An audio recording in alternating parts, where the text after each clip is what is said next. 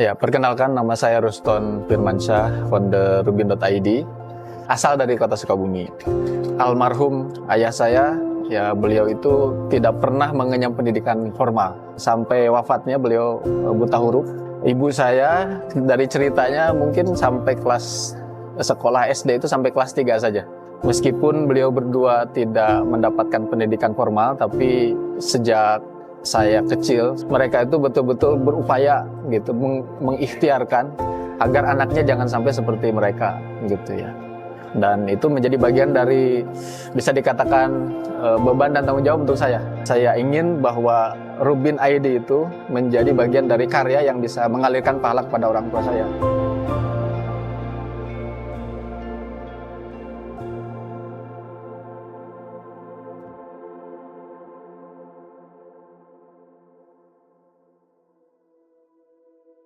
Saya masih ingat betul ibu saya ketika melewati sebuah sekolah, yaitu gedung sekolah yang ya mungkin untuk saat ini notabene tidak terlalu terkenal lah, tetapi karena itu sering dilewati saya dengan ibu saya selalu mengatakan nanti sekolah di sini gitu. Jadi yang dibayangkannya itu sekolah di sekolah yang bergedung-gedung, ada gedungnya gitu. Tapi alhamdulillah ternyata pencapaian jauh lebih daripada itu gitu. Saya bisa sekolah dari mulai SD, SMP, SMA sampai kemudian bisa kuliah S1, bisa kuliah S2. Itu karena keyakinan dari kedua orang tua yang ingin menyekolahkan anaknya dengan harapan ingin memutus gitu ya. Anggapan bahwa kalau tidak punya pendidikan tidak bisa menyekolahkan. Saya alhamdulillah diberikan kesempatan untuk bisa datang ke Bandung, kuliah ke Bandung di salah satu universitas swasta di kota Bandung, gitu namanya Unikom atau Universitas Komputer Indonesia tahun 2009. Gitu. Dari situlah saya belajar di jurusan Teknik Informatika, gitu ya, sehingga basic saya di IT. Terus kemudian aktivitas saya di Unikom juga bergabung di lembaga dakwah kampus, gitu. Jadi saya melihat bahwa antara Islam, gitu, spirit Islam dengan teknologi ini ternyata tidak ada dikotomi. Kalau kita sudah memiliki kesadaran bahwa kita adalah hamba Allah, maka apapun keahlian kita, gitu ya, kalau kita ingin menjadikan diri kita bermanfaat bagi umat, bagi banyak orang, tentu semuanya punya kesempatan. Nah, saya ngekos di sebuah rumah yang di atasnya itu kos-kosan, di bawahnya pemilik rumah kos, gitu. Jadi masuk dulu ke rumah pemilik kos-kosan baru ke atas. Nah, itu kenapa seperti itu? Saya menangkap bahwa ada keinginan orang tua itu menjaga diri saya. Gitu. Nah, dari situlah saya pun berusaha untuk cari lingkungan yang lebih baik lagi. Gitu. Nah, sampai kemudian bertemu dengan kawan-kawan di lembaga dakwah kampus, di kampus, gitu ya. Salah satu lingkungan yang menurut saya itu akan bisa menjaga diri saya. Nah, di situ ketemu dengan teman-teman, akhirnya punya pikiran yang sederhana dengan teman-teman waktu itu. Kayaknya kita perlu ada satu lingkungan lagi nih gitu untuk mengamankan, bukan hanya sekedar lingkungannya itu aman, tapi juga kita bisa dapat sesuatu yang tidak bisa didapatkan di secara mandiri. Misalkan kajian, kita belajar ngaji, belajar baca Quran gitu. Nah, disitulah sudah muncul ada istilah Rubin, kita mengenal. Istilah Rubin ini sebetulnya istilah umum di mungkin dunia aktivis gitu ya, dunia organisasi kampus gitu, bahwa istilah Rubin atau rumah binaan itu sudah ada sejak dulu gitu. Sampai akhirnya kemudian lulus S1, terus kemudian saya pulang ke Sukabumi. Ceritanya begitulah. Singkatnya, setelah itu saya dapat kesempatan untuk beasiswa S2.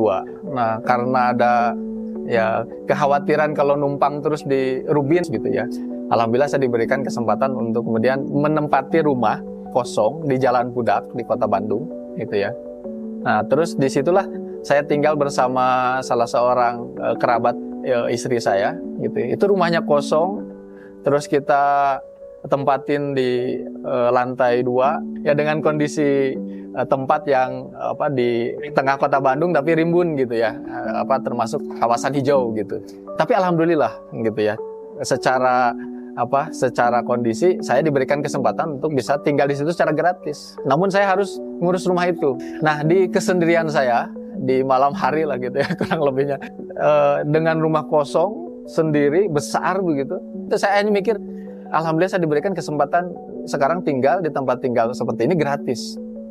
Jangan-jangan orang seperti saya yang butuh rumah butuh tempat tinggal, butuh biaya kos, itu kayaknya banyak deh. Nah dari situ kemudian saya jadi terbesit pikiran, jangan-jangan rumah seperti ini pun banyak gitu.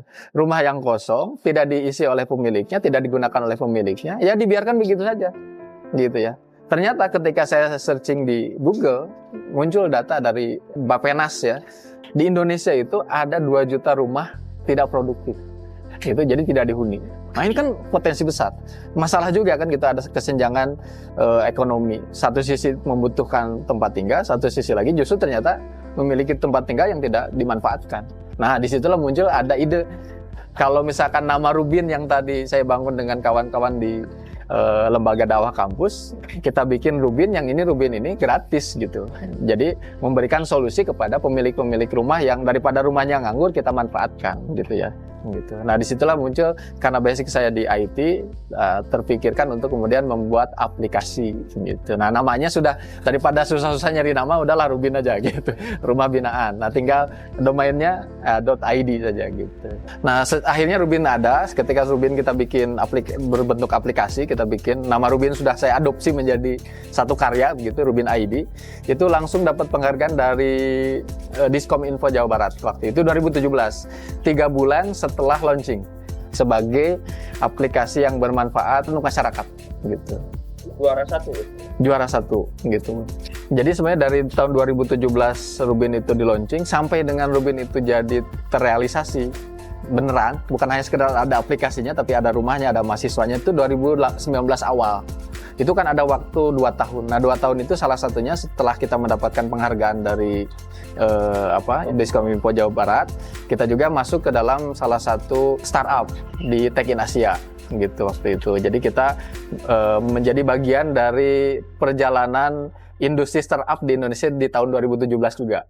Jadi Tech in Asia itu adalah peluang untuk kita mendapatkan investor. Karena kita Rubin ini waktu itu perjalanannya mencoba untuk bersaing gitu di dunia startup digital gitu di bidang sosial.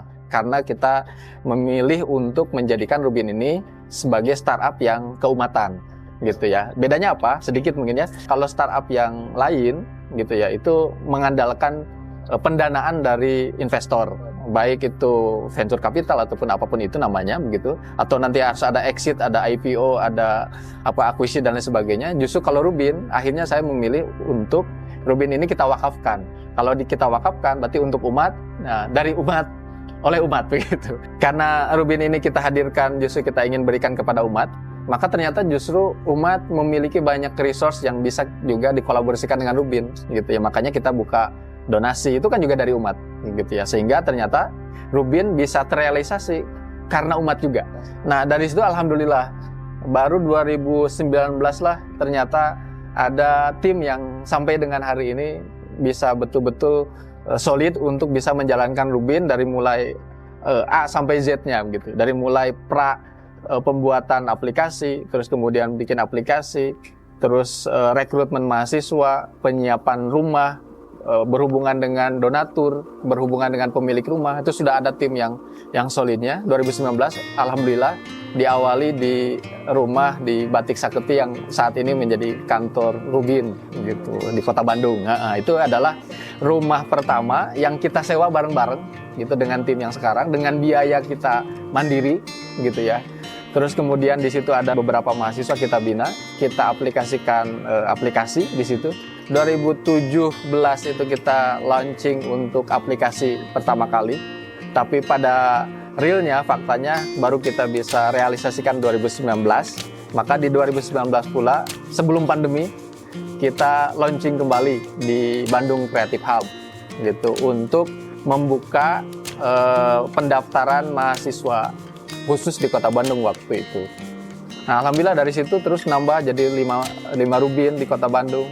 Terus kemudian di tahun itu juga kita meluas ke Palopo, Sulawesi Selatan ya, kalau tidak salah. Terus kemudian dari situlah alhamdulillah kita juga karena punya tim ya dilirik oleh beberapa pihak lah begitu, termasuk alhamdulillah kita bisa masuk ke dalam satu event di Hijrah Fest juga. Nah, akhirnya masuklah menjadi bagian dari nominasi sebagai startup syariah lah. Cerita saya tadi itu sebetulnya itu masih berkaitan dengan saya pribadi sebetulnya. Tapi ada benang merahnya, di mana ketika Rubin ini bisa direalisasikan, itu ketika saya punya spirit tadi untuk memberikan banyak manfaat, itu ternyata ketemu dengan banyak orang juga, gitu ya. Itu diantaranya adalah para pengurus Rubin hari ini yang juga sama-sama ingin memberikan banyak manfaat kepada umat, gitu. Bertemunya kami pengurus Rubin dengan para donatur, bertemunya pengurus Rubin dengan para pemilik rumah gitu yang memberikan manfaat rumahnya, ya hartanya begitu. Itulah jadilah program Rubin ini.